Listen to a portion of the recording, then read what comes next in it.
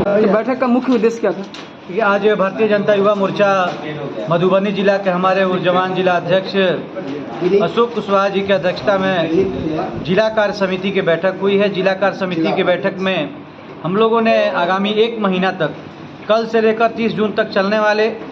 महासंपर्क अभियान, माननीय प्रधानमंत्री श्री नरेंद्र मोदी जी के यशस्वी 9 साल के स्वर्णिम कार्यकाल पूरा होने पर भारतीय जनता पार्टी पूरे देश भर में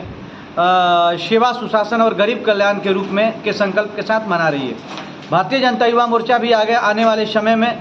विधानसभाओं में सम्मेलन करेगा, बाइक रैली निकालेगा, युवाओं से जनसंपर्क करेगा, संवाद करेगा। इस तरह से हमारे कार्यक्रम आयोजित होने हैं और उसी के संदर्भ में आज बैठक हुआ और जो हमारे पदाधिकारी हैं उनके बीच में कार्यों का आयोजन किया गया और सभी लोग आज यहाँ पर भारतीय जनता पार्टी युवा मोर्चा के जिला अध्यक्ष अशोक जी के नेतृत्व में यहाँ से संकल्प लेकर गए हैं कि भाई जन जन के जो नेता है माननीय प्रधानमंत्री जी, उनके कार्यों को हम हर गांव, हर शहर, हर कस्बा में हर लोगों के साथ के पास पहुंचाने का काम करेंगे। दुर्गेश सिंह, प्रदेश अध्यक्ष, भारतीय जनता युवा मोर्चा, बिहार।